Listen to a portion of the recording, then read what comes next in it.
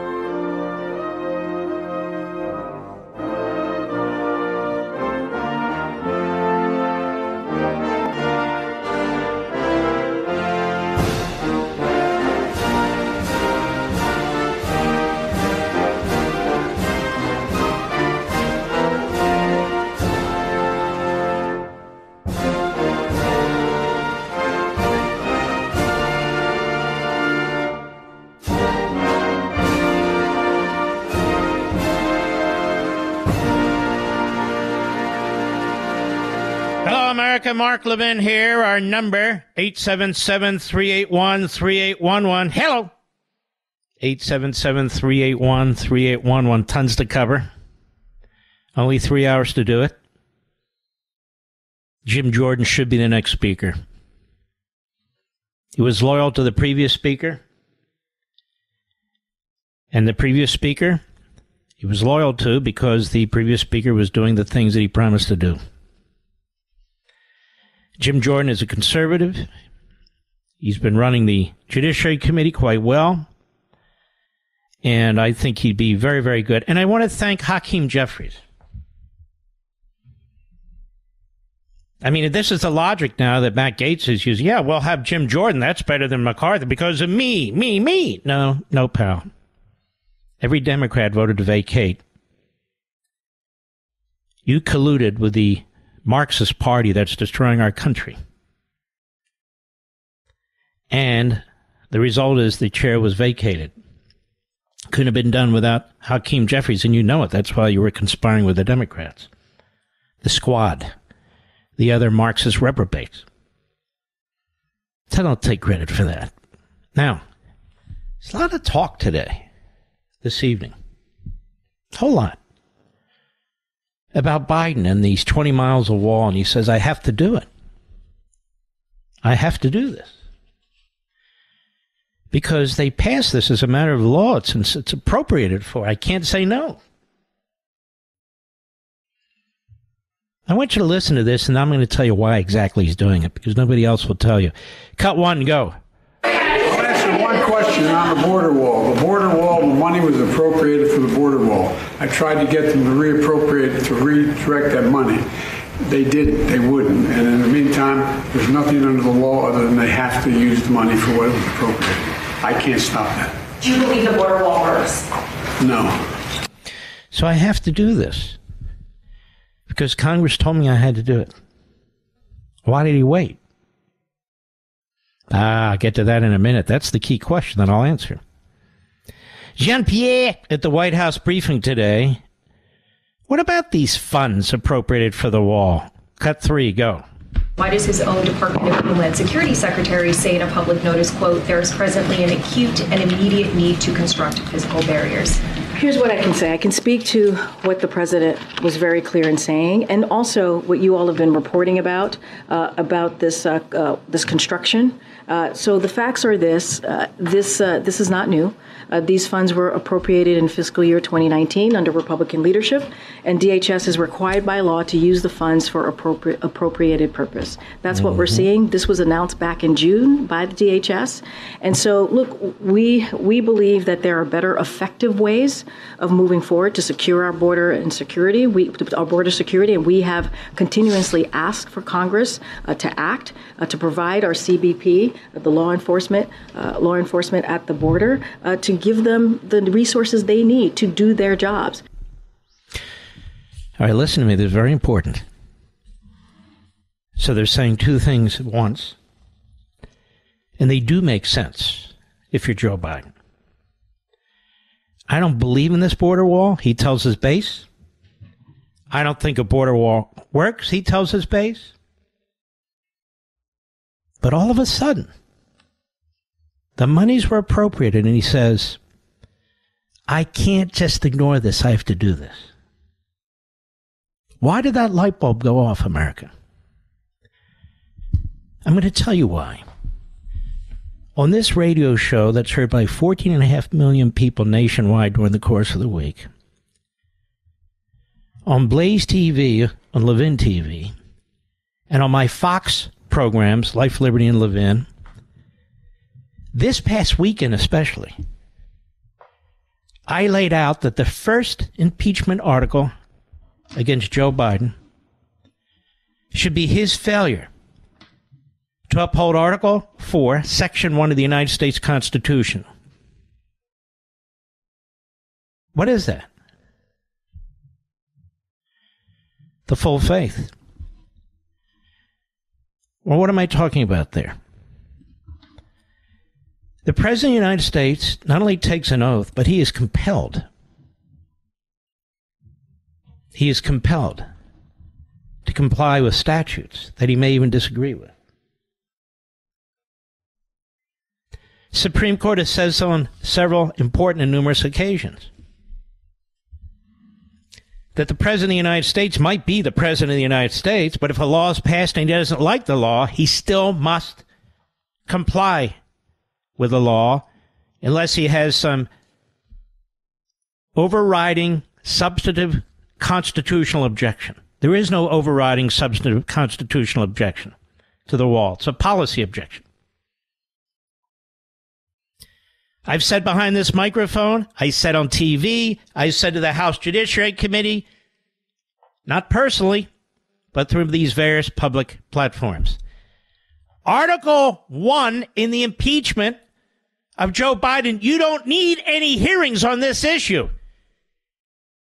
He is not upholding his oath of office. He's not upholding the second place where we have it in the Constitution.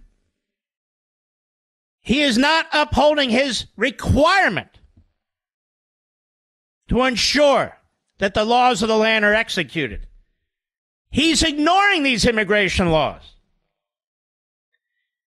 So when Congress appropriated funds for the wall and he blew it off, that was an impeachable offense. How many times have I said it, Rich? Till I'm blue in the face.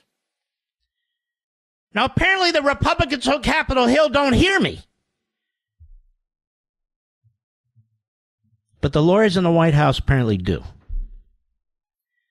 People are shocked at this reverse. What's he doing? This reverse of course. All of a sudden, it's appropriations. Yes, to reverse course. Even our own conservatives on our own conservative networks don't understand what's taking place, and they don't listen to what I'm telling them. The reason why Joe Biden genuflect within a few days is because he realized I was right. I'm not saying he's listening. Others are listening. Although he knows who I am and he's told me he has listened, called me a smartass, at least he could get that out of his mouth. It's an impeachable offense. You don't even need any more evidence. The evidence is obvious. So what does he do? He starts to try to repair this.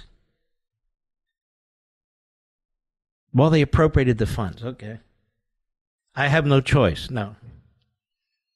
But do you support the wall? No. You think it'll work? No. But I have to do it. This was the low-hanging fruit. It was the most obvious, tangible article of impeachment that could have been drawn up. What he has done and is doing on the border. No, he's not scot-free. There's other immigration laws he continues to violate. But this one was obvious. Congress appropriates funds, not once, but twice. Finish the wall. And he says, no, I'm not going to do that. Then all of a sudden, This week he reverses course because they realize, wait a minute, it is an impeachable offense. We don't have to do deep dives into finances and all the rest. We don't need subpoenas. We don't need anything. This is low-hanging fruit. You don't even need an impeachment inquiry. There it is. They're defying the law, and they're saying they're defying the law, and they're letting parts of the wall rust in the desert. They're selling it off as scrap. Okay, great. Send us some more pictures, just more and more evidence of an impeachable offense. Where have the legal analysts been on this? Nowhere. Why? Because if you're a former federal prosecutor, you're focused like myopically. Well, document 12.17, section 7341, that's a violation of the Espionage Act. He should have really turned that over. Whoa. Step back. Now, so the debate is over policy. That's all you're hearing. Over his hypocrisy. Wait a minute. Here's an example. Missing the entire point of why there's hypocrisy. John Berman, as dense as a block of cement. On CNN today, he plays clips of Trump and as Biden saying he will not build another foot of the wall. Cut 2, go. Biden made clear that he would not expand the border wall if elected. Yeah. Trump campaigned on build that wall. Are you willing to tear that wall down? No, there will not be another foot of wall constructed on my administration. The president also said today that former presidents have said to him that they wish that they had built a wall. Do you recall President Obama ever saying that? I can't think of a single one who said that. We need border security, but that's not the border security we need. And on the day he took office, President Biden signed a proclamation stating that, quote, building a massive wall that spans the entire southern border is not a serious policy solution. That we should know today's action does not do that. It's a 20-mile section. Nevertheless, it is very different than what President Biden campaigned on.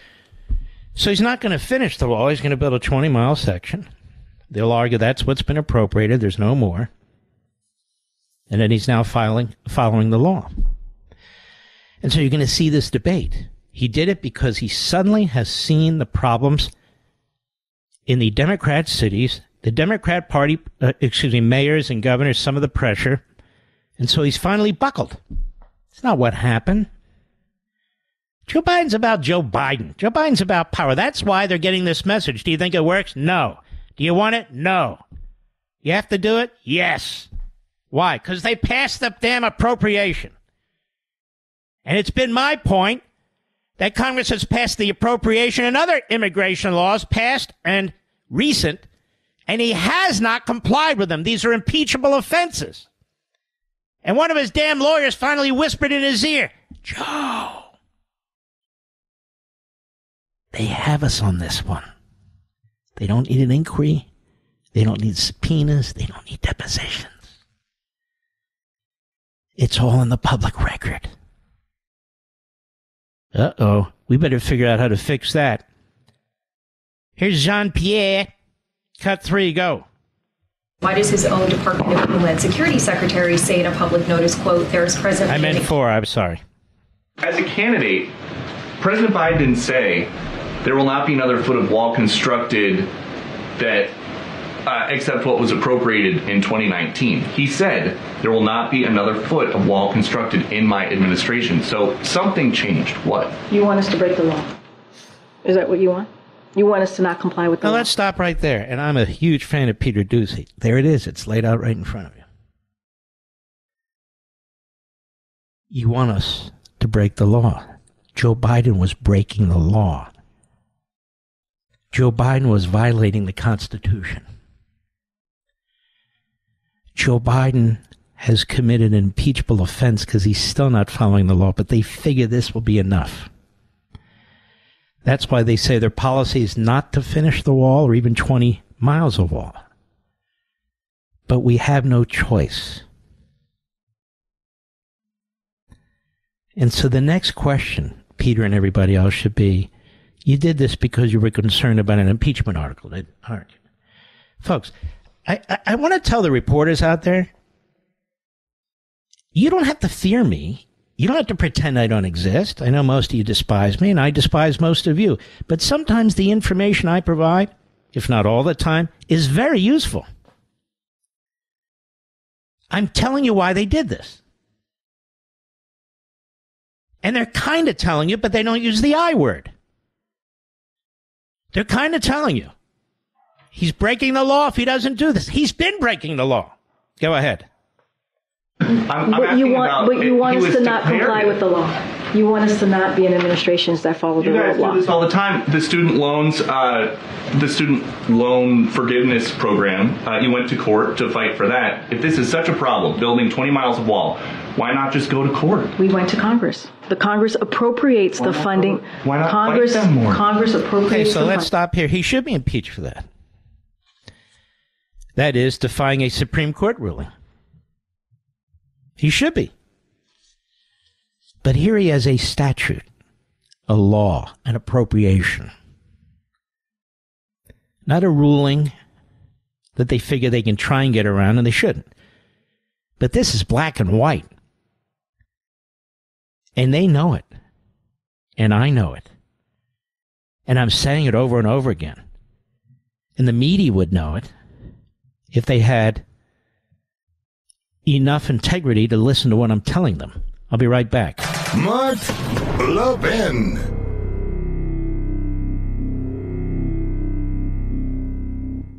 Have you been waiting to buy gold as an investment? Lots of commercials out there, but who can you really trust? I didn't want to make a bad investment, but didn't want to miss the boat either. Sound familiar? Fortunately, I've got great news. If you have an IRA or 401k and want to buy physical gold to diversify your investment, eliminate fear and uncertainty from the process, get the new Gold IRA Company Integrity Checklist. It helps you evaluate and choose the best gold IRA company. To get your free IRA Company Integrity Checklist today, text Levin to 68592. That's Levin to 68592. Now, I trust Augusta Precious Metals and invested myself. Use this checklist to choose the best gold IRA company for yourself and see if you agree. To get your free Gold IRA Company Integrity Checklist today, text Levin to 68592. Again, text Levin to 68592. Text date and message rates may apply. Performance varies. Consult your financial professionals before making investment decisions and get risk disclosures at AugustaPreciousMetals.com.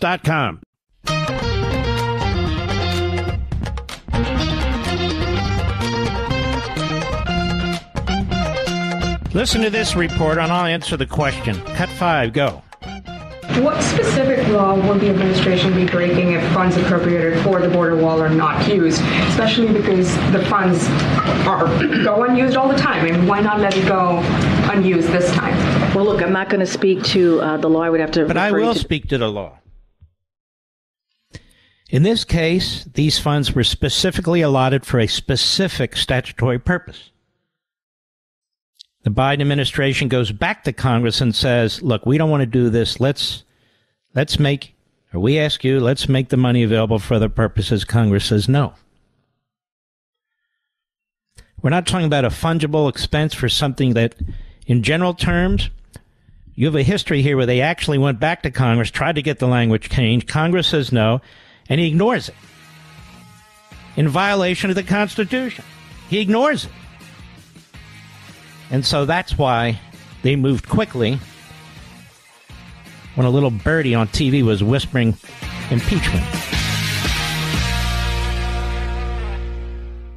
Have you been waiting to buy gold as an investment? Lots of commercials out there, but who can you really trust? I didn't want to make a bad investment, but didn't want to miss the boat either. Sound familiar? Fortunately, I've got great news. If you have an IRA or 401k and want to buy physical gold to diversify your investment, eliminate fear and uncertainty from the process, get the new Gold IRA Company Integrity Checklist. It helps you evaluate and choose the best gold IRA company. To get your free IRA Company Integrity Checklist today, text Levin to 68592. That's Levin to 68592. Now, I trust Augusta Precious Metals and invested myself. Use this checklist to choose the best gold IRA company for yourself and see if you agree. To get your free Gold IRA Company Integrity Checklist today, text Levin to 68592. Again, text Levin to 68592. Text date and message rates may apply. Performance varies. Consult your financial professionals before making investment decisions and get risk disclosures at AugustaPreciousMetals.com. You're listening to Denali, the great one. The great one. And you can call in now, 877-381-3811. Let me correct myself and cite the correct section of the Constitution, which is Article 2, Section 3. It's called the Take Care Clause. And it prohibits the president from refusing to honor, defend, and enforce federal laws, even laws he doesn't like. And he was in violation of that. He still is on other grounds, but this was the low-hanging fruit. Because they specifically went back and tried to get Congress to change the appropriation in the appropriation language, and Congress did not. And he still violated it. Until today. Because last weekend, I don't remember if it was my Saturday or Sunday show, I walked through this as an impeachable offense. The violation of immigration laws. Article 1 of the impeachment list, I said. It should be the first article. Because there's no investigation necessary. None. He either did or did not comply with federal law. And he did not. Case closed. So they moved quickly now because they know I'm right. I mean, Fox on radio repeatedly. So they know I'm right, and they think they have fixed it. But they haven't completely because they're violating other immigration laws. We're going to have Jim Jordan on the program next hour. He's running for speaker. He would like our support. He has my support. And, of course, all this backfired on Hakeem Jeffries, but that's okay. And I suspect he won't do that much, that differently than McCarthy did. And I hope you'll watch my Saturday and Sunday shows, because I'm going to discuss this at great length. Not 100% of both shows, but particularly the Sunday show. You're going to learn things that occurred behind the scenes. You're going to learn some facts that you never knew before. Because you know I dig in. Now, CNN's Caitlin Collins, who I despise, had Nancy Mace on her program, who I despise. Nancy Mace loves to be on CNN, MSNBC, Fox. She'll go anywhere. Late at night, she can be found under a tall nightlight on the street, talking to herself. Nancy Mace is a head case, in my humble opinion. She's a chameleon. She voted against McCarthy because he was too conservative. She wanted some kind of an abortion bill on the floor. She wanted some kind of gun control on the floor. And, of course, she's fundraising as a result. Now, here she is, a complete fraud, one of the 8. Oh, yes, those 8, they're the most conservative. They're going to save the country. Cut 8, go. The establishment is coming after me. I've had a lot of threats about my fundraising. I'm asking people to go to my website at nancymace.org to help. You are the establishment. What the hell are you talking about? You're a rhino. Rhino, neocon. Go ahead. To show their support, because there are folks that are coming after me tonight. I'm glad you brought that up, because back in January, when there were the marathon votes for Kevin McCarthy to get this job, he was fighting to take the gavel. This is something that you said. Matt Gaetz is a fraud. Every time he voted against Kevin McCarthy last week, he sent out a fundraising email. What you saw last week was a constitutional process diminished by those kinds of political actions. Of course, now here we are in October. You and Congressman Gaetz are in agreement on at least ousting McCarthy. You were on a podcast together today. You yourself have been fundraising off that vote. How do you explain that to now? Well, I have not been fundraising off of this every step of the way. I made my decision. Nobody said you were. But at the high point, you were. And everybody has the email. In other words, you're sleazy. You said that Gaetz is a liar. Then you attacked him. That's what you said. Go ahead. I made the decision to fundraise over the last 24 hours because of the threats that I have received over fundraising and money drying up, which is why I need help. Wait a minute, you got threats that people might not support you, so you're fundraising off the vacating the chair? Can you wait a week? Go ahead. Establishment is coming after me. I've got You are the establishment, moron, and you always have been. The establishment's coming after you. You should be defeated and be replaced with a real conservative. So should Andy Biggs, Mr. Anti-Convention of States, who blocked it in the state Senate. One man. He's used to one-man rule, this Andy Biggs. Ken Buck, another fraud, Liz Cheney wannabe. Couldn't even vote to deny funding to drag queens at the Pentagon. And he's Mr. Fiscal Conservative. Matt Rosendale, man from Maryland, pretends he's from Montana. That's fine. Carpetbagger, it happens. But says he's glad. He prayed for only 6 or 7 Republican majority in the House. Why? So he could control the House. So all of you who voted for conservatives or center-right candidates who lost, Rosendale's happy. You happy with your Democrat representative? Are we the only ones here on the Mark Levin show and you in the audience who understand that the Democrat Party is evil? That it hates us? Apparently so. I assume Rosendale's going to run for the Senate in Montana. That's the word. Is he going to run as a Republican? Why would he run as a Republican? Why would he run as a Republican? I don't understand it. And why should Republicans and conservatives be loyal to him? Maybe we should pray to ingest a number enough of the Senate to have the majority without this reprobate. And you're going to learn Sunday of the lies that were told on the floor of the House. I've spent a lot of time on this. And among others, we're going to have Tom Massey on the program, who was in all the negotiations, all the discussions, and we're going to rip the veneer off this once and for all. I've heard enough of her. She's a fake and a fraud and a phony. The establishment's after me. The establishment. You are the establishment, lady. You are the establishment. It's funny. Funny how they play games, isn't it? Then there's this one that I want to get taken care of right now. Mehdi Hassan on the Morning Joe today. Mehdi? Yes. Mehdi? It's Mommy. Yes, Mommy. What is it? I'm on the Morning Joe show. Please keep it down. Get out of my camera view. Mehdi Hassan. I think this guy's even a lawyer, but I'm not sure. Cut 6, go. This is also the week that Donald Trump did an interview with a right-wing network where he said immigrants are poisoning the blood of this country. Say that again. Say that again. Say that again. Hey, say that again. Say it again. Say it again. Say it.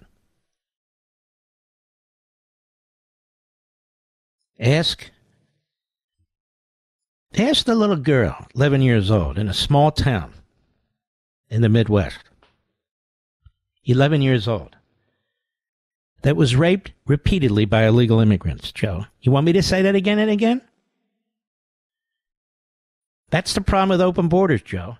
Ask the parents who've lost children or young adults as a result of the fentanyl.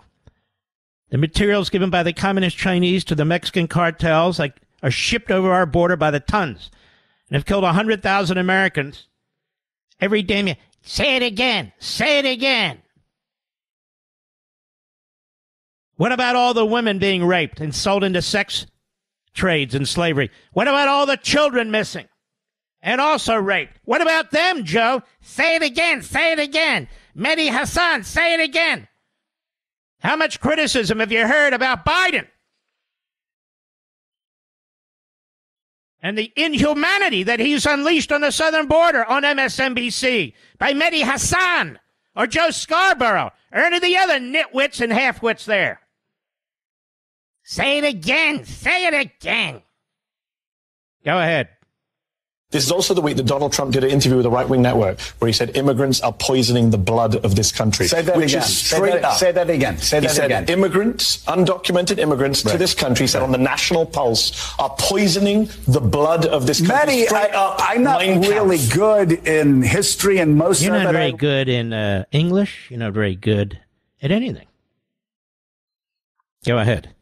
Learned from listening to Kevin McCarthy exit speeches on Nazi Germany, and but that sounds vaguely familiar. Straight up Nazi talking points. No, you know what? It should sound familiar. It should sound very familiar. But Joe Scarborough is too much of a ick. I'll say ick, and his sidekick too, to tell you who the party of the Nazis and the neo-Nazis are in this country and always have been. It was Franklin Roosevelt. When you read my book, The Democrat Party Hates America, this is why I'm saying it's essential reading, because you can respond to this. It's Franklin Roosevelt, who in the 1920s talked about the admixture and intermixing of races, particularly Asians with Europeans. It doesn't turn out well, he said, quote unquote. Oh, well, that's the 20s and 30s. He grew out of that. Oh, really? When he was president of the United States, he had his staff hire an archaeologist who did a study because Roosevelt wanted to know again about the admixture and intermixture of races. Why did he care? He cared a lot. A lot. Talk about Nazis and neo-Nazis. And they talk about McCarthy. These people are sick. But they don't talk about the Kennedy clan. They don't talk about Joseph Kennedy Sr., who was ambassador to Great Britain, passing messages through the back door to the Third Reich. And who, as a Hollywood mogul, was a huge anti-Semite. Nazis, Joe, what do you think? Or Franklin Roosevelt during his Great New Deal that prevented hundreds of thousands of Jews who were fleeing Nazi Germany and Europe, fleeing certain gas chambers, ovens, bullets to the back of the head, were denied entry. Even though the cap for Jews, they had cap for different parts of the world, cap for different ethnicities. Not only was it met, it wasn't even close to being met. What's that all about? So they'll talk about Trump as a Nazi. Trump is a Nazi. The greatest friend Israel, the only Jewish state on the face of the earth has ever had in the White House. Trump is a Nazi. With Jewish grandchildren, a Jewish son-in-law, a Jewish daughter who converted to Orthodox Judaism. But Trump's a Nazi. And the Democrat Party, did they call Omar a Nazi? Did they call Tlaib a Nazi? And the other Marxist pigs in the Democrat Party? Never. Never. Say it again. Say it again, Mark. That's why I got to read the book, The Democrat Party Hates America. We need to be able to respond to these bastards. Scarborough, straight up Nazi talking. Well, he and his party should know. He and his party should know. Because that's their history. I'll be right back. Mark Levin.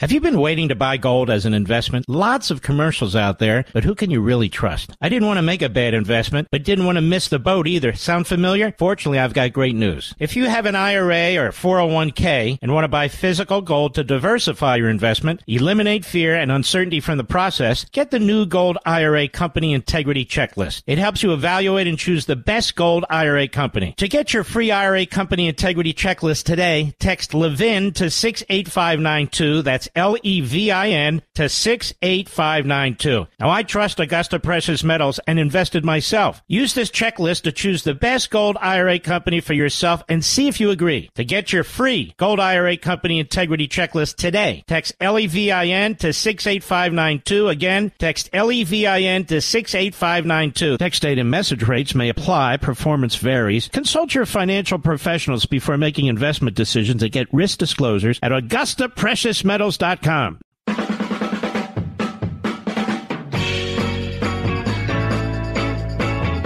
Mark, who do you support for Speaker? Jim Jordan. We have to fix what Gaetz and the other reprobates did. Then I'd move quickly. And Jim Jordan was one of Kevin McCarthy's lieutenants. Gave a strong speech on the floor on behalf of him. And I think we can make some significant progress, hopefully, with Jim Jordan if the anarchists, and they're not conservatives. I mean, Nancy Mace is no, I can go down the list, but that said. So that's important. What about President Trump? You know, maybe he would take a I oppose that. It has nothing to do with Donald Trump. It has to do with his legal cases and his arguments and running for president. It's going to be difficult to make the case that you're not having time to prepare for some of these trials, and at the same time, you're serving as a part-time or temporary Speaker of the House. And my advice to him would be don't do it. Run for president. Beat back these cases. That's my advice. Take it or leave it. Nobody's asked for it. But I still think it's important. Adam Kinzinger's out there. Adam Kinzinger is sort of burning the path for Ken Buck to join the Constipated News Network. They have all kinds of reprobate Republicans who they put out there as sort of Potemkin Republicans. There he is with Anderson Cooper, whose highlight of his career was having Stormy Daniels on. Remember that big get? Oh, that was a get. I got it. All a bunch of boobs, if you ask me. Cut 7, go. Why do you think Jim Jordan's in the catbird seat? Because it's all about, I think if it was secret ballot, Steve Scalise would win overwhelmingly, or anybody but Jim Jordan. But what you're going to see what I mean? This guy was elected as a Tea Party candidate against the establishment. Look at him. Look at him. He's a shameless disgrace. Ken Buck is a shameless disgrace. Liz Cheney is a shameless disgrace. The Republican the media love the most, Matt Gaetz. He's a shameless disgrace. Go ahead. Anderson is on the emails, on the fundraising, on other cable news networks. Thank you. Not. Low ratings require low IQ, and I think Kinzinger fits the bill. I'll be right back. This segment of the podcast is exclusively sponsored by Pure Talk. Pure Talk offers great coverage and can save your family money on your wireless bill every single month. Go to puretalk.com to find the plan that's right for you. Thank you again for listening, and thank you so much for this sponsorship, Pure Talk. He's here. He's here. Now, broadcasting from the underground command post, deep in the bowels of a hidden bunker, somewhere under the brick and steel of a nondescript building, we've once again made contact with our leader, Mark Levin. Look, commentators on TV are missing this. The plagiarists and their producers and staff out there who are listening, let's get it straight. There really is no change in the Biden administration policy. They don't believe in the wall. They don't want the wall.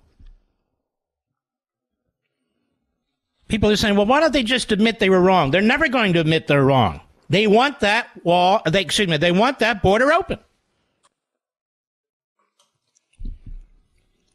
And so they're saying, we don't believe in it. We don't want it. It's not our policy. They're telling us that. They're not spinning. But what they're not telling you is they're going to go ahead and spend that money for 20 miles of wall because they know the failure to do it is an impeachable offense under the take care provisions of the Constitution. There's two. One is actually in the Constitution, and one is in the official oath that's in the Constitution for the President of the United States. It's in two places. Now, you're going to start to hear some commentators, some guests repeat that. You're going to start to hear it. And most of them don't have any class. That's okay. But you've heard it first. And in fact, the whole world heard it. When was this, Mr. Producer, Sunday? And we're pulling it. We'll have it next hour, or we'll have it tomorrow. But that's what's going on here. And then you have the impeachment clause of the Constitution. There's no way out of it. These arguments that we have other cases where there's appropriations where the money's not spent. First of all, you're not free to impound funds. Nixon tried that. That became one of the articles of impeachment they drew up against him. And the Supreme Court said you can't. So moving funds around, you got to work your way through the courts in order to do that sometimes. Other times it's very obvious. The legislation provides for it or it doesn't prevent it. That's not this case. This legislation, this statute's very clear. And as I said before, they went back to Congress to try and get it changed, and Congress said no. So that's it. Like I said, you don't need a single subpoena. You don't need a single deposition. You don't even need an impeachment inquiry. That's it. 48 hours ago, the steel for that wall was being sold 10 cents on the dollar, and what wasn't being sold was rusting in the desert. All of a sudden, they switch around. Oh, they're not fooling us. Oh, now they think that people are... No, that's not it. It's not it. You know, it's funny. It's like Gavin Newsom. I call him oilhead for obvious reasons. If we really want to be energy independent, we build a pipeline to his hair. Same with Schumer. Cornrow Schumer. But Gavin Newsom can't stop watching Fox. He says it's BS, but he can't stop watching it. Neither can the White House. Even for the Democrats in power, watching MSNBC and CNN, that's a bridge too far. It's a bridge too far. The only people that watch them religiously are at Mediaite and Media Matters. And if they stop watching it, man, they'll have no ratings whatsoever. Particularly Scarborough. But that said, they're monitoring Fox and they're monitoring talk radio.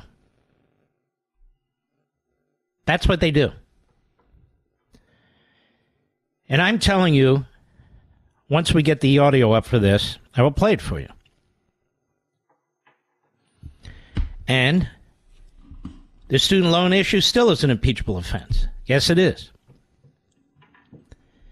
But the lowest of the low-hanging fruit is immigration. It's still immigration, not just the wall.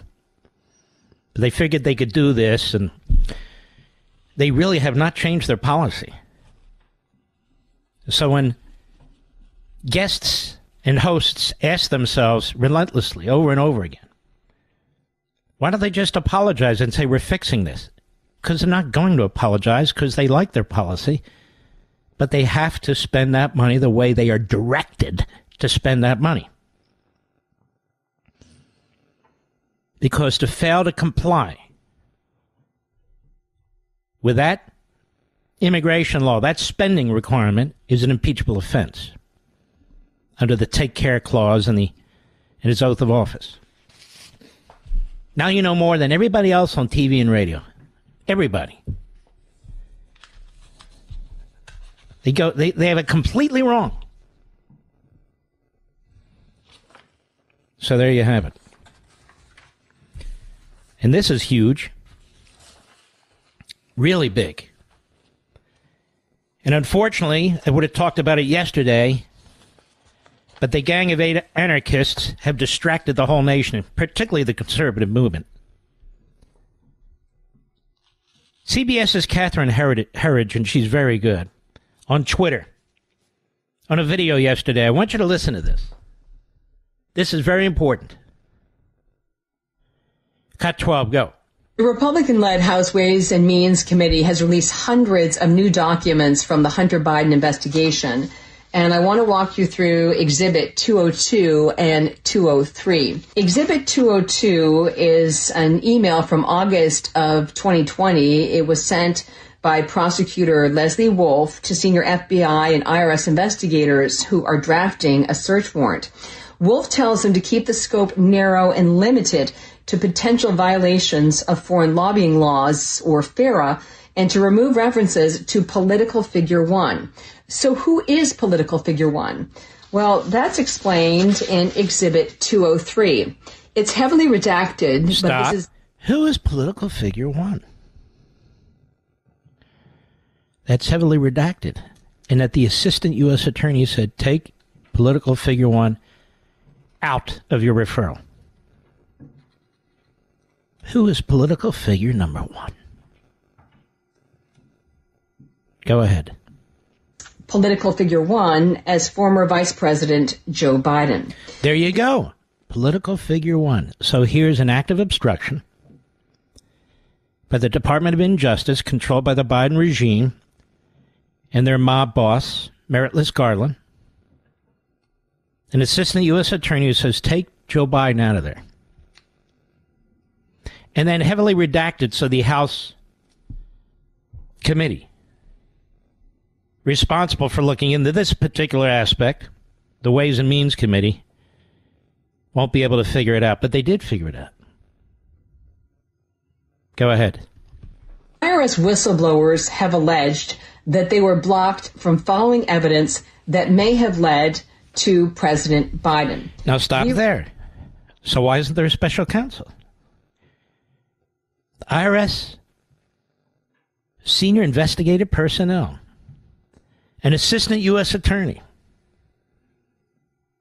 Now we have a document that links Joe Biden directly. Links him to what? That they wanted to look into this. And the assistant U.S. attorney working for Meritless Garland, the mob lawyer, was so concerned about it, she says, take that out of there. Take it out of there. Because they wanted to track down Joe Biden's ties. No, take that out of there. Take that out. Now, compare that to the way Donald Trump's treated. And let's dust off the Ku Klux Klan law and the Espionage Act used by Woodrow Wilson to lock up his political... You see what I mean? Go ahead. Special Counsel David Weiss and the Justice Department, who declined to comment. Weiss says he's working independently from the Justice Department. President Biden and Hunter Biden have denied any wrongdoing in the case. Now, all of that got lost because of the Gang of Eight anarchists. All that got lost. Did you see this? Did you hear this before? Most of you have not. I had not until Mr. Producer dug it up. This should be the marquee headline news of the day. But it's not. It's on page 112. I'll be right back. Mark Levin.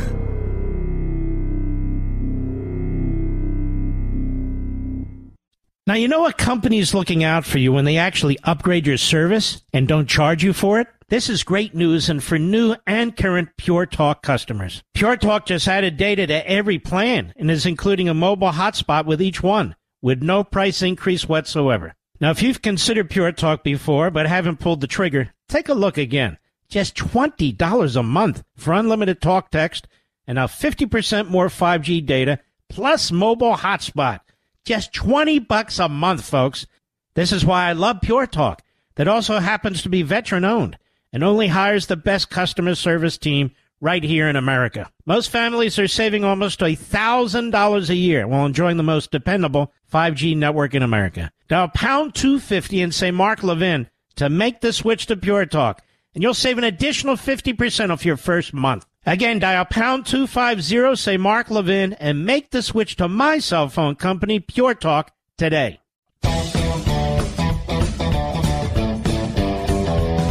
Welcome back, America. It's a pleasure to have our friend Jim Jordan on the program. Jim Jordan, you announced in really a very strong letter. I thought it was very compelling that you are running for Speaker. So I have a question for you, my friend. Sure you want that job? Well, to be honest, Mark, I had the job I wanted, which was chairing the Judiciary Committee and doing the oversight work we were doing. But there are two fundamental questions here.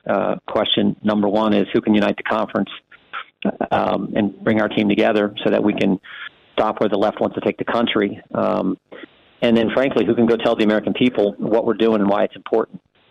And I think I can do that. If I didn't, I wouldn't run. I would do the job that I wanted to do. But someone has to be able to put our team together and, frankly, go tell conservative Americans, Republicans, and independents and Democrats why we don't want to go where the left, which now controls the other party, is taking the nation. And that is a slightly different, I think, part of this, a role for the speaker to be out there talking in those ways. But I think that's important, particularly in divided government where it's tough to get anything across the finish line. Do you think people like these 8, or sometimes it's 5, sometimes it's 21 and so forth, do you think they'll understand what's been done, and they'll understand how in so many ways they derailed, but you and others had negotiated and supported, and that they got to get their act together now? And as Chip Roy likes to say, sometimes we need to accept victory? I think so. I really do. Because if we can't come together, and I think we can, and I think I'm the one guy who can do that. I mean, right now I've got support from people like Scott Perry, the chairman of the Freedom Caucus, to Jeff Van Drew, who 4 years ago was a Democrat and then switched parties, and a bunch of folks in between. So I think I can bring us together. But if we don't, where the left's going to take us is dangerous. And maybe just as importantly, what happens to the Congress? If we don't come together and elect a speaker with 218 Republican votes, then it's going to be some kind of, coalition government and some kind of power-sharing arrangement. And frankly, if that's the case, and it's some Republican who's got a bunch of Democrat support or some Democrat with some Republican support, I don't think Jim Jordan's chairman of the Judiciary Committee anymore. I don't think we can do the subpoenas and the depositions and the transcribed interviews that we've been doing.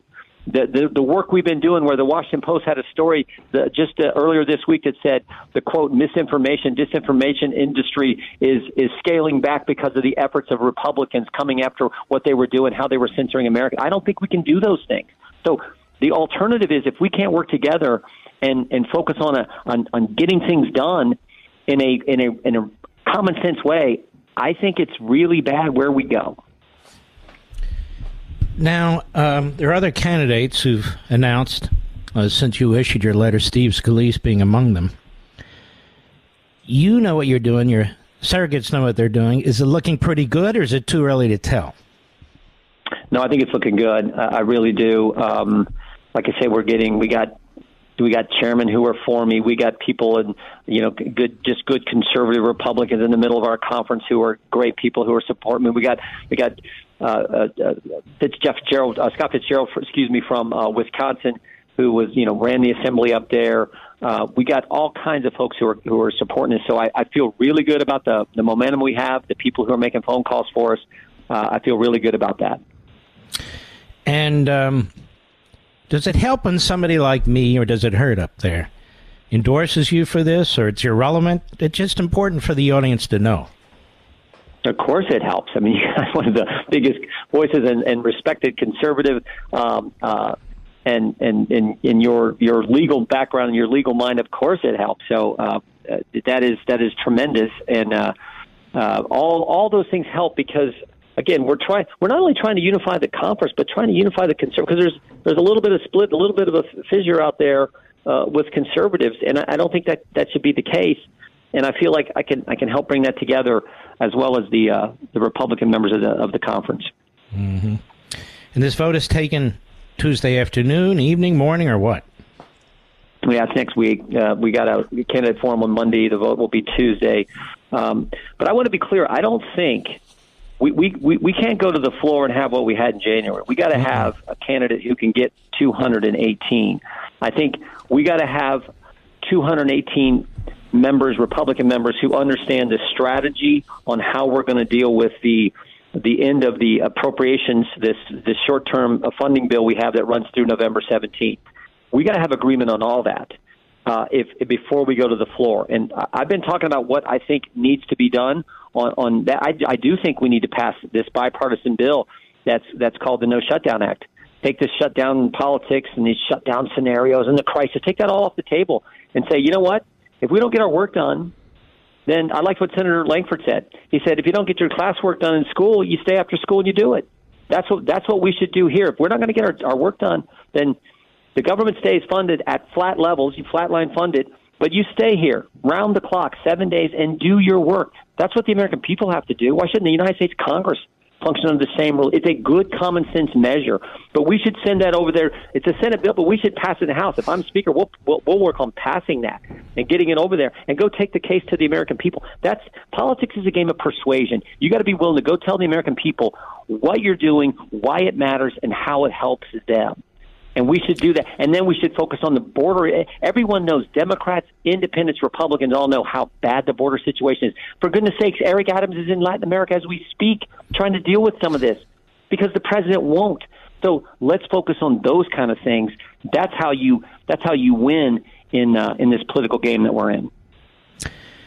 And the president has announced, Jim Jordan, that they're going to go ahead and build another 20 miles of the wall because he's required to under appropriations. And people are very confused about this on TV. They're saying things like they reverse course, and he says, no, I don't support the wall, but I have to do it. You watch Life, Liberty, and Levin, you tell me, Saturday and Sunday nights. I spent an entire monologue talking about impeachment. And I said, you don't even need to investigate his violation of the immigration laws. There are two provisions, the take care provision in the Constitution and in his oath. And he's violating it. He is compelled, including not just by the Constitution, but by the Supreme Court and past decisions, to comply with statutory law, whether he agrees with it or not. You don't need subpoenas. You don't need depositions. You don't need an inquiry. He's violating our immigration laws. That's impeachable, Article number 1. And then all of a sudden, we better go ahead and spend that money for that 20 miles of wall. This is something I think Jamie Comer and others need to think about. I'm not against digging into the finance. Of course not. Yeah. But there really is some low-hanging fruit, Jim. Yeah, good point. And it's all been done, as you point out, intentionally. They intentionally made a decision not to fund the wall and go against the law. They intentionally made a decision to get rid of the Remain in Mexico policy. They intentionally made a decision to release migrants into the country, 11,000 a day. So it's intentional. You're exactly right. I wish you all the best. I really do. Thank you, brother. Under these circumstances, I think you would be the best of the candidates who are interested. So God bless you and keep at it. All right. Thank you. Jim Jordan. I'll be right back. Now, you know a company's looking out for you when they actually upgrade your service and don't charge you for it? This is great news, and for new and current Pure Talk customers. Pure Talk just added data to every plan and is including a mobile hotspot with each one, with no price increase whatsoever. Now, if you've considered Pure Talk before but haven't pulled the trigger, take a look again. Just $20 a month for unlimited talk, text, and now 50% more 5G data, plus mobile hotspot. Just $20 a month, folks. This is why I love Pure Talk, that also happens to be veteran-owned and only hires the best customer service team right here in America. Most families are saving almost $1,000 a year while enjoying the most dependable 5G network in America. Dial pound 250 and say Mark Levin to make the switch to Pure Talk, and you'll save an additional 50% off your first month. Again, dial pound 250, say Mark Levin, and make the switch to my cell phone company, Pure Talk, today. Mark Levin, America's tyranny hunter. Call in now, 877-381-3811. I want to read you something. They talk about neo-Nazism and Nazism, and this is why it's important that we must inform ourselves. And unfortunately, even most people who go on TV and run for office and get elected, and most scholars don't really know the history of the Democrat Party in any significant way. So I wanted to read a little bit something to you. And I want to encourage you, the holidays are coming on, to grab your copies of this book. And even before. Raphael Medoff, a great scholar, explains that a series of articles from 1923 to 1925, Franklin Roosevelt railed against what he called non-assimilable immigrants from the Far East. Japanese immigrants are not capable of assimilation into the American population. He says anyone who has traveled in the Far East knows that the mingling of Asiatic blood with European or American blood produces in 9 cases out of 10 the most unfortunate results. Who was it that rounded up 120,000 Japanese Americans, 70,000 of whom were American citizens? That was Franklin Roosevelt. Executive Order 9006. And in the Korematsu decision in 1944, the Roosevelt-packed Supreme Court upheld it. Upheld it. Roosevelt's first appointment to the Supreme Court of the United States was a man named Hugo Black, who'd been for 2 years or so the lawyer for the Klan in Alabama. They throw this word Nazi around. Of course they do. It's the Democrat Party today and the Biden administration today. And the radicals on the courts, and particularly the Supreme Court, who believe that there's too many Asian American students or applicants for our Ivy League schools. The Ivy League schools, who want to resegregate their schools. 6-2 decision. In his concurring opinion in that case, Clarence Thomas reminds us that Harvard, Yale, and Princeton instituted a similarly racist admissions policy in the 1920s against Jews. During the same period, Thomas notes that Harvard played a prominent role in the eugenics movement, according to then President Abbott Lawrence Lowell, excluding Jews from Harvard, who would help maintain admissions opportunities for Gentiles and perpetuate the purity of the Brahmin race, quote unquote. Quote unquote. So the Supreme Court's decision, with the 3 conservatives and the 3 moderate Republicans, 6-2, 6-3 in another case, but they were joined, was widely condemned by Biden and the Democrats. Let's look back again, as I write in Chapter 2.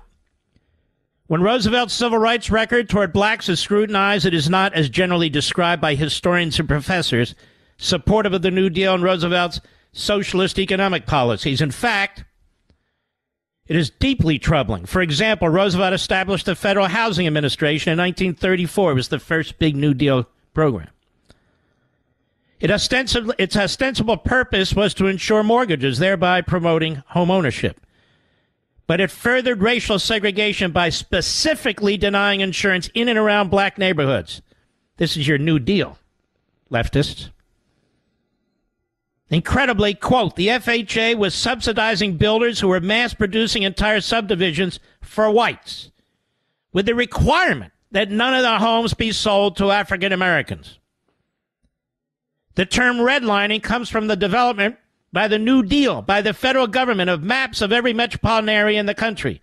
And those maps were color-coded, first the Homeowners Loan Corporation and then the FHA, and then adopted by the Veterans Administration. And these color codes were designed to indicate and designated where it was safe to insure mortgages. And anywhere where African Americans lived, nearby, were colored red, to indicate to appraisers that these neighborhoods were too risky to insure mortgages, hence redlining.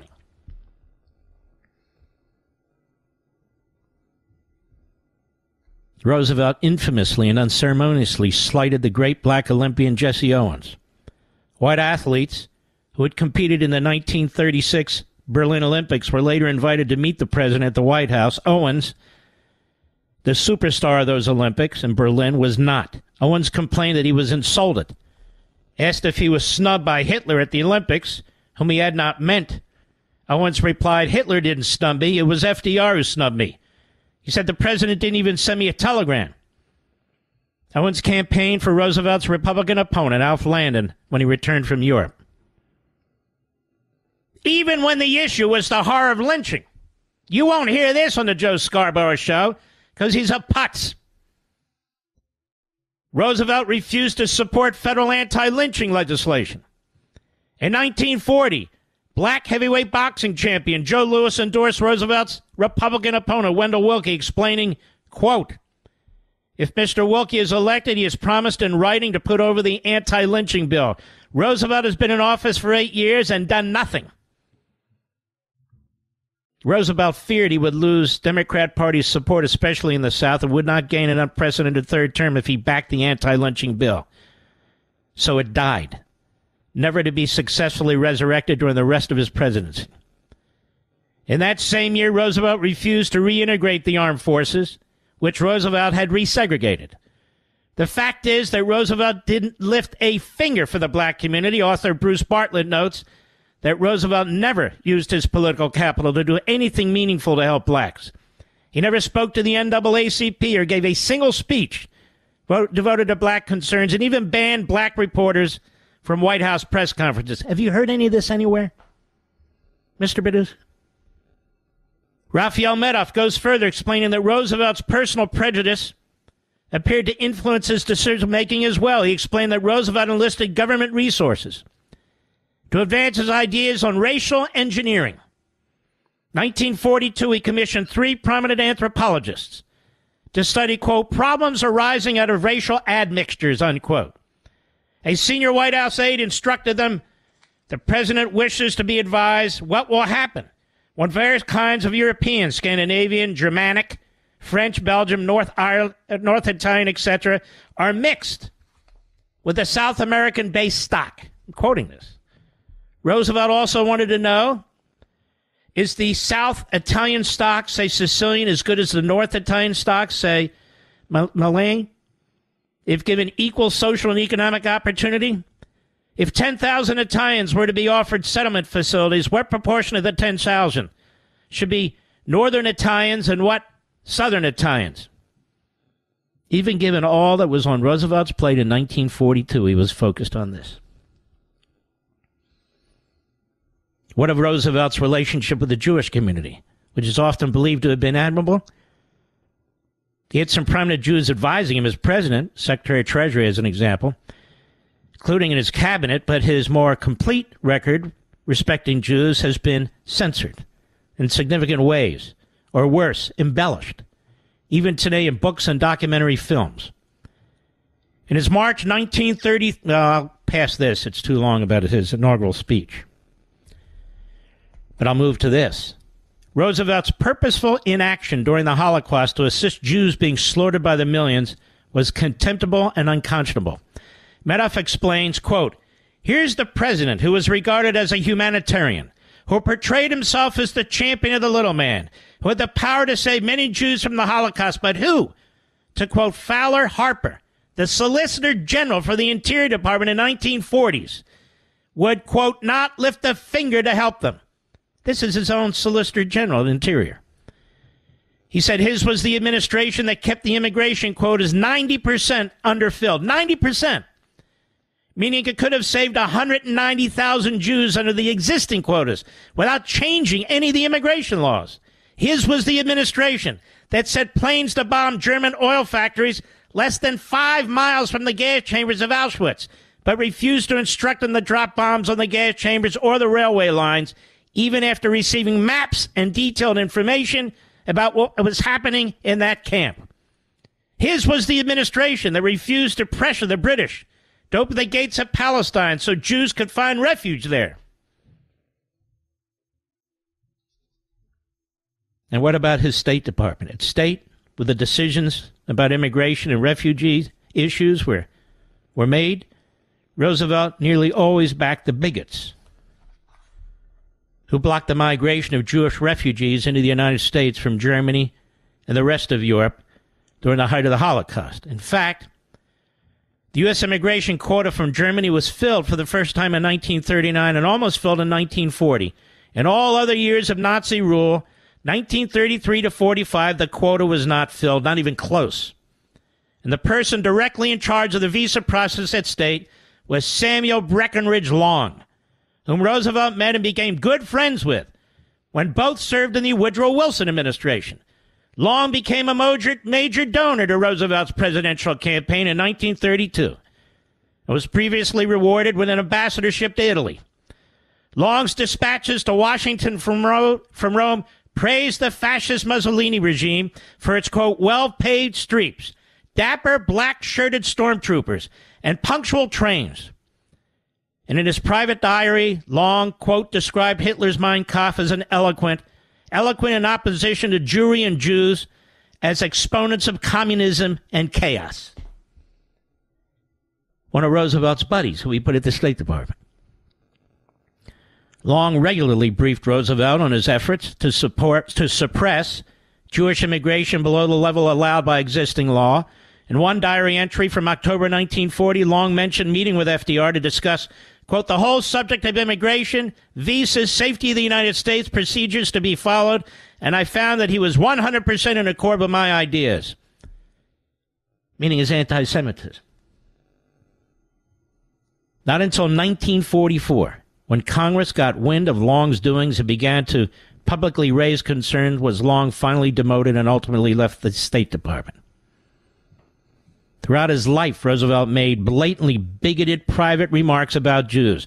Although he is not alone among presidents in this regard, Roosevelt, as Meldoff writes, allowed his prejudices to influence his policies regarding America's response to the persecution of European Jewry. And among other things, Roosevelt blamed Polish Jews for anti-Semitism in Poland, spoke of the understandable complaints of the Germans about the prominence of Jews in some professions, boasted to a colleague,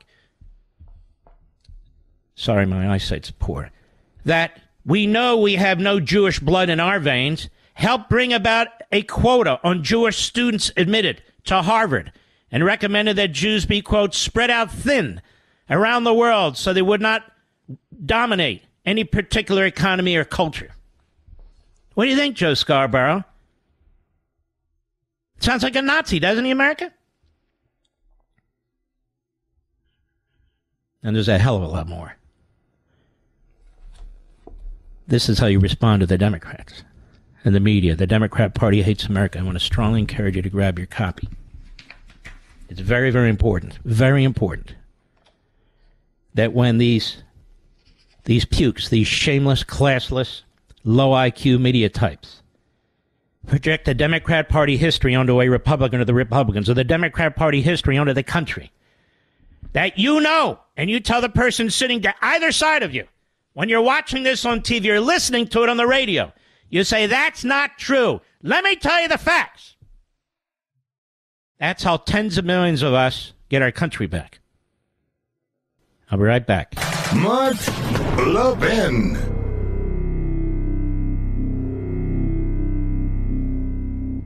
Now, you know a company's looking out for you when they actually upgrade your service and don't charge you for it? This is great news, and for new and current Pure Talk customers. Pure Talk just added data to every plan and is including a mobile hotspot with each one, with no price increase whatsoever. Now, if you've considered Pure Talk before but haven't pulled the trigger, take a look again.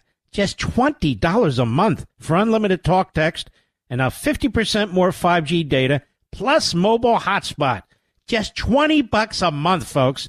This is why I love Pure Talk, that also happens to be veteran-owned and only hires the best customer service team right here in America. Most families are saving almost $1,000 a year while enjoying the most dependable 5G network in America. Dial pound 250 and say Mark Levin to make the switch to Pure Talk, and you'll save an additional 50% off your first month. Again, dial pound 250, say Mark Levin, and make the switch to my cell phone company, Pure Talk, today. I don't know how to say this without coming across as self-serving, but let me try. The person who earns the least amount on the book is the author. You have a publisher, you have distribution, and you have end sales, whether it's Amazon, whether it's a bookstore, a warehouse store, and so forth. And why is it? Because they have a lot of employees. Because they have to print the paper, the ink, the covers. They have to transport. They have the box and transport. There's a lot involved in from taking a book from my computer and having it wind up in your hands. Much more than people realize. And so when people say you promote your book to make money, I promote my book to help save this country. We give an enormous amount to charity in this family, and I'm not going to get into it.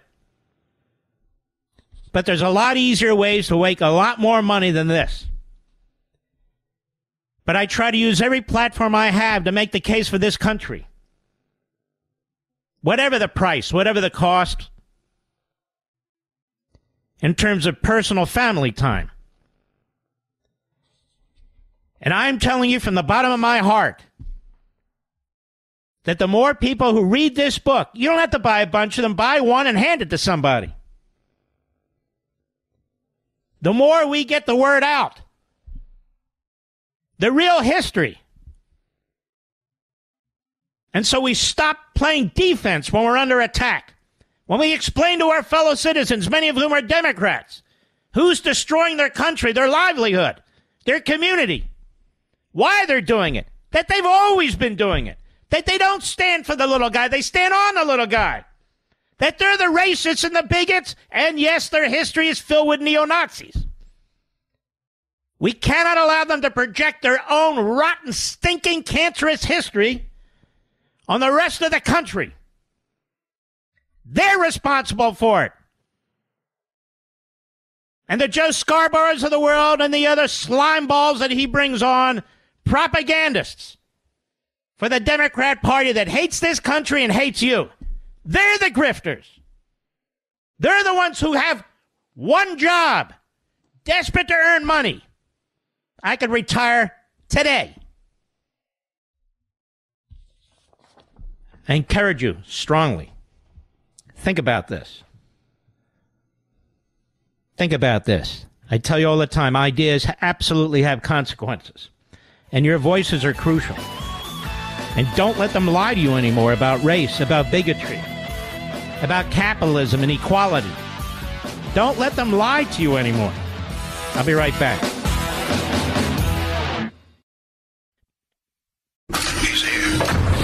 He's here. Now, broadcasting from the underground command post, deep in the bowels of a hidden bunker, somewhere under the brick and steel of a nondescript building, we've once again made contact with our leader, Mark Levin. You're going to see some magic, right, Mr. Producer, in a little while? You'll see me on Fox while I'm live behind a microphone. Well, that's the way it goes. Everybody asked me, even Jesse asked me during the break, when the hell do you sleep? It's not good, I don't. Not very much. Over the right scoop, they linked to a story from Newsweek in The Blaze. Ready for this one? The FBI is reportedly secretly targeting supporters of former President Donald Trump ahead of the 2024 election, according to a new report. During a 3-month investigation, Newsweek spoke to more than a dozen current or former government officials specializing in terrorism. The experts revealed that the FBI is covertly monitoring MAGA Republicans because the domestic intelligence agency suspects that Trump supporters are the greatest threat of violence, possibly even capable of starting a civil war. The in-depth probe reportedly found that the FBI clandestinely created a new category of violent domestic extremists, and it intends to target Make America Great Again followers. You know, MAGA. In October 2022, the FBI created a new subcategory of domestic terrorists labeled AGAAVE, which stands for Anti-Government, Anti-Authority Violent Extremism. The new subcategory is a threat group that is not anarchist, militia, or sovereign citizen groups, quote, domestic violent extremists who cite anti-government or anti-authority motivations for violence or criminal activity. The new classification is officially defined as, quote, domestic violent extremists who cite anti-government or anti-authority motivations for violence or criminal activity, not otherwise defined, I'm just quoting them, such as individuals motivated by a desire to commit violence against those with a real or perceived association with a specific political party or faction of a specific political party. And the outlet reported government insiders acknowledged to Newsweek that although they are not named specifically, the AGAAVE other title applies to political violence associated with Trump supporters. And it goes on. The FBI said in a statement to Newsweek, the threat posed by domestic violent extremists is persistent, evolving, and deadly. The FBI's goal is to detect and stop terrorist attacks. And our focus is on potential criminal violations, violence, threats of violence, anti-government, anti-authority, violent extreme, and blah, blah, blah. So I guess they'll be watching Antifa and Black Lives Matter. I guess they'll be watching all these organizations associated with the Democrat Party and the riots of 2020 and the assault on the White House, the assault on a federal courthouse in Portland, night after night, day after day for over 2 months. An anonymous senior intelligence official told Newsweek, quote, we've crossed the Rubicon. Trump's army constitutes the greatest threat of violence domestically, politically. That's the reality and the problem set. That's what the FBI, as a law enforcement agency, has to deal with. But whether Trump and his supporters are a threat to national security, to the country, whether they represent a threat of civil war, that's a trickier question, they say, and that's for the country to deal with, not the FBI. Well, there you go. From Biden's mouth to the FBI's ears. It's not 9/11 terrorists. It's not fentanyl coming over the border, exported by drug cartels. It's not illegal weapons exported over the border, manufactured in communist China and used by the cartels. It's not the slaughter of 100,000 Americans a year and God knows how many others are maimed and killed and raped with illegal immigration. No. It's MAGA supporters. Not Biden supporters, not Obama supporters, not members of the Democrat Party, essentially Republicans. And this is how autocratic regimes work. Just like this. I'll be right back. Mark Levin.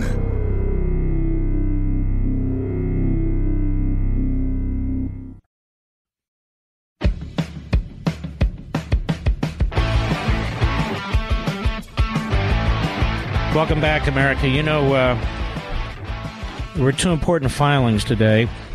One in Washington, D.C., one in Florida, dealing with the federal charges against President Trump. And I want to focus right now on the so-called January 6th case, which has nothing to do with insurrection or sedition. It's just a pathetic case. And who better to have on the program to talk about it than Adam Scharf? He's the candidate for Missouri Attorney General. Will Scharf. I've endorsed him. And it's votescharf.com, votes SCHARF.com.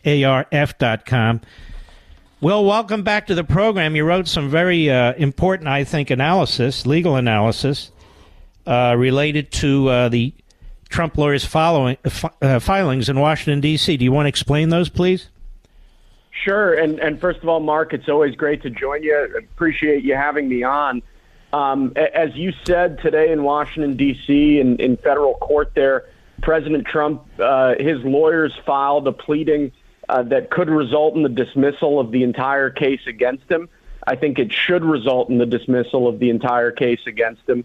What his lawyers are arguing is that presidential immunity poses an absolute bar to prosecution here, that because these are acts that were taken while President Trump was in office, that fall within the technical legal term is the outer perimeter of his presidential responsibilities, that he cannot be prosecuted for them unless he is first both impeached and convicted by the U.S. House of Representatives and the Senate, which he, of course, was not, in fact, convicted. So it's a really important filing. It's one that I expect will end up in front of the United States Supreme Court, I think potentially pretty soon. But it's an important day. It's a day that could result in that entire prosecution being thrown out. All right, let me ask you a few questions. Number one, the judge is Tanya Chutkan, who should have recused herself. Overwhelming case that she's not of the judicial temperament to handle this particular case. So she'll be making the original ruling on this filing, will she not? That's correct. And, you know, the Trump's lawyers have already made the argument for recusal that she's not been, let's say, favorably disposed towards. But significantly, immunity motions like this are typically immediately appealable. So the normal process for a case like this would be for this motion to be taken. She issues her ruling on it, and if she were to rule against it, I think there would be grounds for an immediate appeal, an interlocutory appeal, as it's called, up to the D.C. Circuit, where there are some good judges, and I think it would be, if not favorably received, certainly carefully looked at. Now, if she, for the public out here, so if she rules, no, I'm not buying that, can she go ahead with the trial before the appeal is filed and heard? I think President Trump's lawyers would have a very strong ground to request a stay pending final resolution of the issue on immunity. That's how this would work in the case of a claim of judicial immunity or legislative immunity. We're in somewhat untested grounds, of course, because no president before in American history has been criminally indicted for acts in office the way that President Trump has been indicted. But I think his legal team would have a very strong argument for a stay of all proceedings pending final resolution, even if that goes all the way up to the Supreme Court, of these presidential immunity issues. Because if it isn't stayed, then what happens, of course, is this trial judge basically makes the ultimate decision. I don't mean of guilt and innocence and jail time. I mean the ultimate decision, because you're going to go through a full-fledged trial on a matter where you're challenging whether you should go through a full-fledged trial, correct? That's right, and that's why it's so important that this particular motion has been brought when it's been brought. We're dealing with issues of immunity. Typically, the courts look at immunity claims and they try to decide that long before you get to trial, long before even trial preparation starts. That's the whole point of being immune from prosecution in cases like this. So even if things don't go well in front of the D.C. district, I'm hopeful. I know a lot of people who are watching this case closely are hopeful that the D.C. Circuit and potentially the Supreme Court, if it gets there, would issue a stay, would be willing to hold this case over until they at least deal with these crucial legal issues. And speaking of the substance of this, we talk about immunity and the outer limits of immunity. The purpose of this, immunity and the outer limits of immunity, is so that a president cannot be held criminally liable and then after he leaves office look over his shoulder about decisions he made as president of the United States, or any prosecutor, any federal prosecutor, would view an attack on a president making decisions as president as fair game, correct? That's exactly right. So in Nixon v. Fitzgerald, which was a case from, I believe, 1982, the court held decisively that a president could not be held civilly liable for official acts that he made while he was in office, that presidential immunity essentially prohibited anybody from filing lawsuits for damages against a former president for acts that fell within even the outer limits of his presidential responsibilities. Now, again, no president has been criminally prosecuted for acts in office in American history before, so we're in untested legal territory. But I believe, and the filing that President Trump's lawyers put in front of the court today, I think makes a very good argument that the same rationale should apply here in criminal cases, that presidents shouldn't be looking over their shoulders potentially years after they leave office about whether their official acts could result in criminal liability down the road.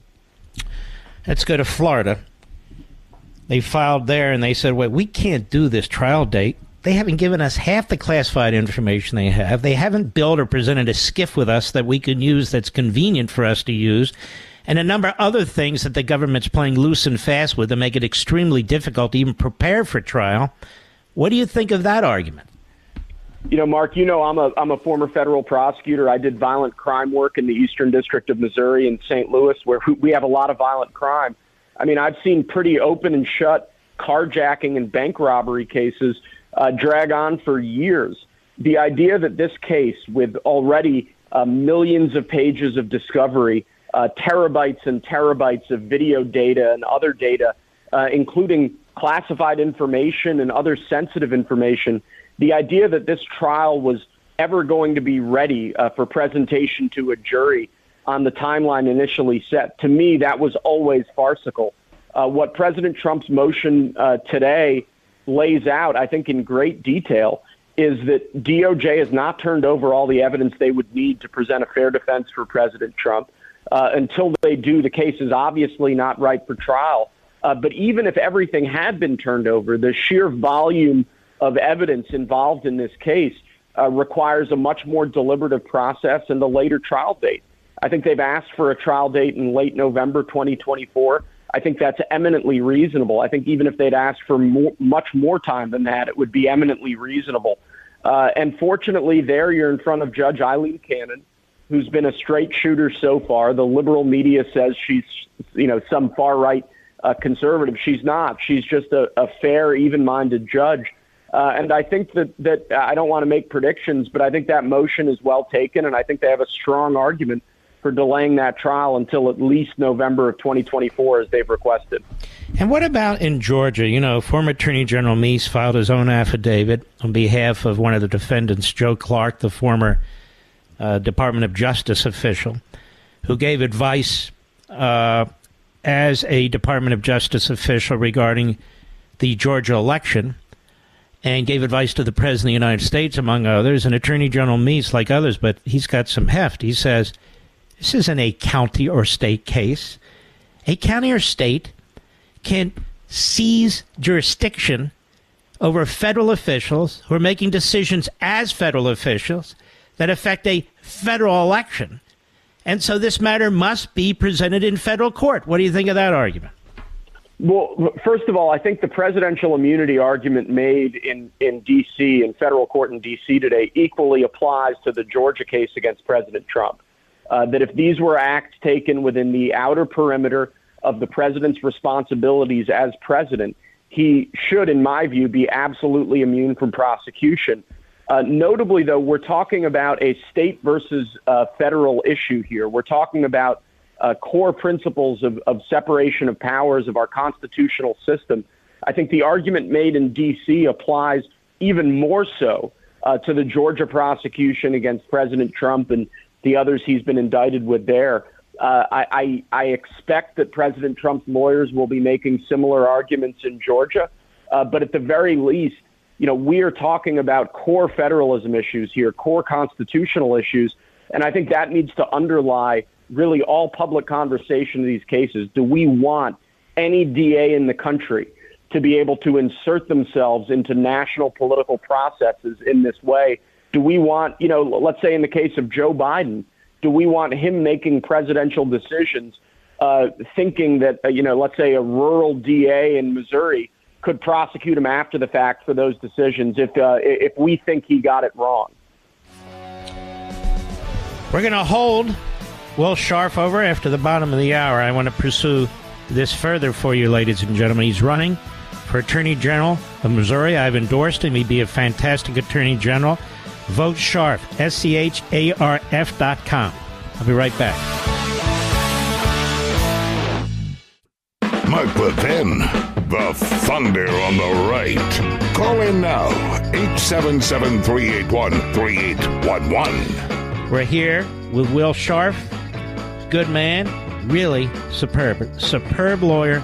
Will be a great Attorney General for the Show Me State, Missouri. And by the way, when I go to Missouri, don't show me anything if you get my drift. Anyway, it is the running for Attorney General of Missouri. And you can go to votescharf.com, vote SCHARF, ARF.com. You know, it beats the nutmeg state, which is Connecticut. Like, what do you mean the nutmeg state? Every state has sort of a weird, motto. Anyway, Will Scharf, I want to get a little bit into the general picture here, what's going on in New York with this civil case. It's my understanding you actually have a fraud statute in New York where you don't have to actually defraud anybody or actually commit an act of fraud. That is, no damage, no victims, no complainants. And somebody can go through your real estate portfolio and say, no, that should have been assessed this, that should have been assessed that. And we're even talking about matters that are long gone, where the loans have been made, they've been paid off, everybody's happy, it's done. The only reason you would pursue a case like that is to try and steal the property, the business from the Trumps, to eliminate the inheritance to the kids, and maybe even to bankrupt Trump. Isn't that true? Yeah, I think you're touching on the most important issue in that case, Mark, which is that after 4 years of investigation, after 4 years of Tish James, the Attorney General in New York, and her team raking President Trump and raking the Trump organization over the coals, they have yet to identify a single person who was harmed, a single person who says, I made a loan to Trump and I regret that. I made a loan to Trump and I lost money on that. There is no victim here. So what they're really doing is, in this sort of weird academic way, bringing a claim over valuations that are years old, that are susceptible to any number of different interpretations. And as a result of their interpretation of what President Trump's assets should have been valued at years ago, we're talking a decade ago, because of their assumptions about what these assets were worth, they're trying to shut President Trump down. They're trying to shut down his businesses. And they're even denying him the right to a jury trial, which is core to American principles, the way the American legal system is supposed to work. It's a crazy case.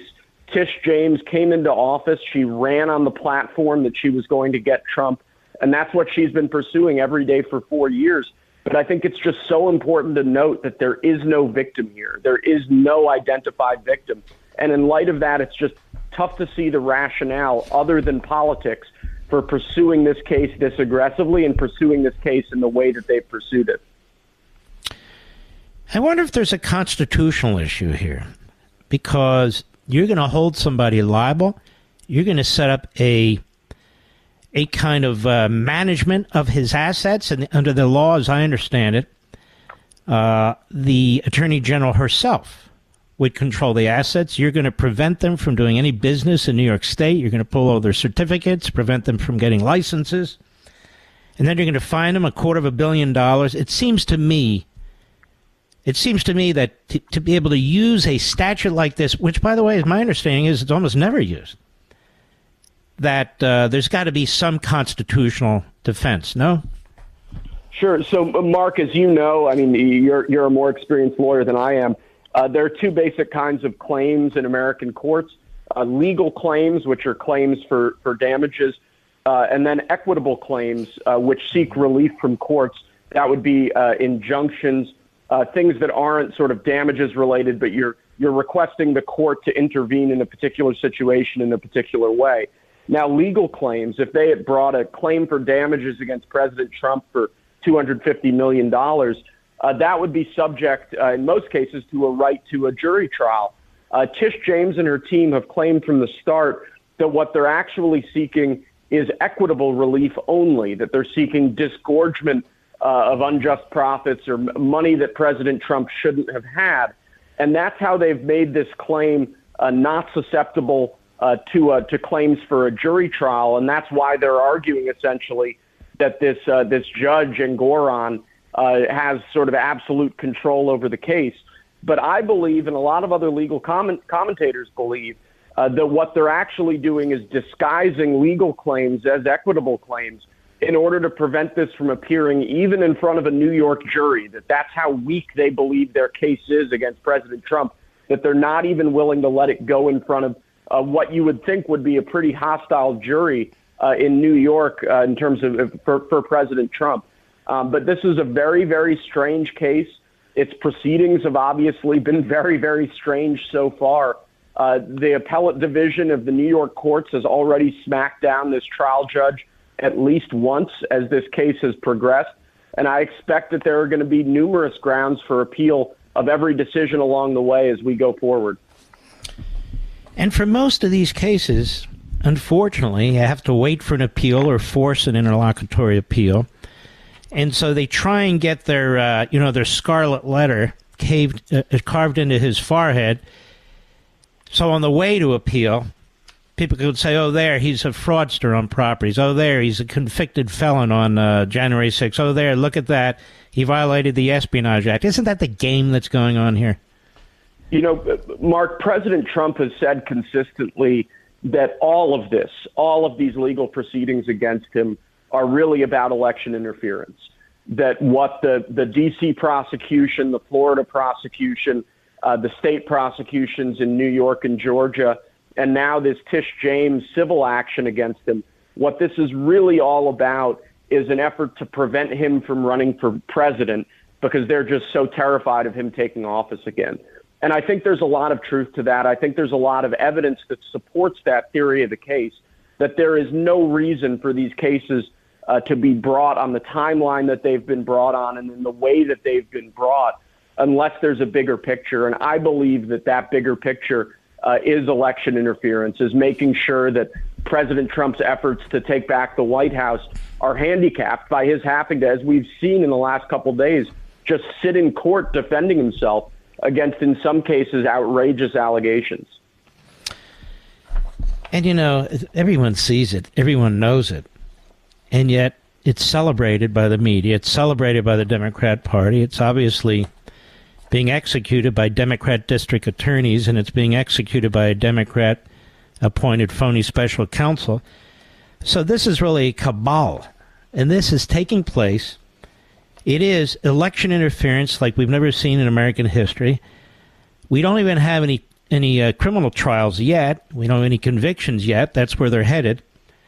And we have judges who are, let me put it to you this way. I think the judiciary is destroying its own reputation with these cases, don't you? Yeah, Mark, I read your most recent book. It's outstanding. All your listeners should buy it if they haven't already. You know better than anybody that all the left believes in is advancing more leftism. They don't believe in the Constitution. They don't believe in core American principles. Their end goal is just advancing more leftism. And they're willing to run roughshod over people's rights, whether it's you and me or, common man in the street, or whether it's President Trump. They're willing to run roughshod over people's rights. They're willing to run roughshod over the Constitution, over the separation of powers. They just don't care. They just want to make sure, that nobody can get in the way of advancing more leftism, which is their ultimate goal. And that's what's so dangerous about modern leftism. The people of Missouri have a wonderful opportunity to elect you as Attorney General. I know there's an incumbent Attorney General. He gets a lot of publicity and so forth. But you are really a standout candidate, and you'd be a standout lawyer, and you'd be a standout Attorney General. And folks, if you want to help him, if you're in Missouri or not, and Mr. Producer, let's put this on our sites, please. It's votescharf.com. Vote SCHARF.com.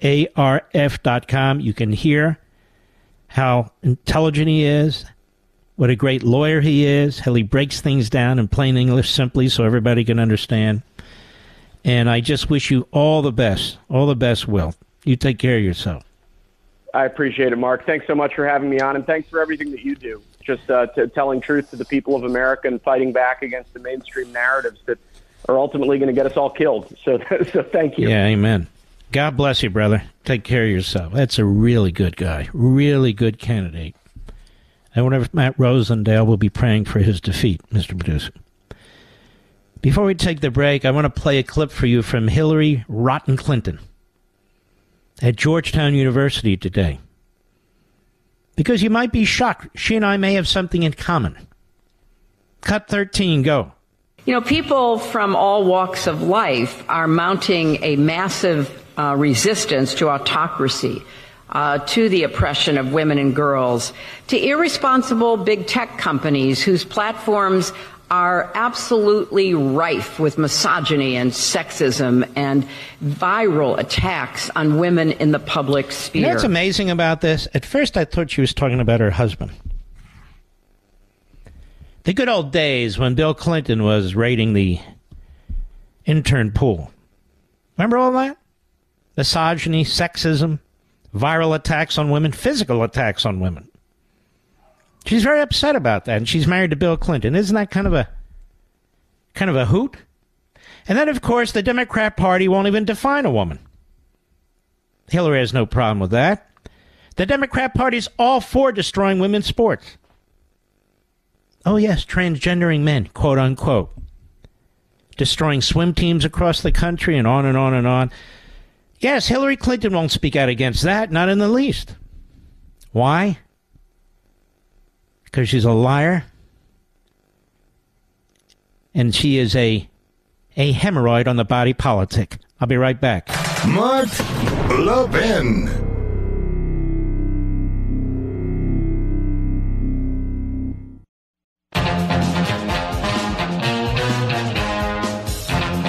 Yeah, during a break, I think a lot about what we've discussed.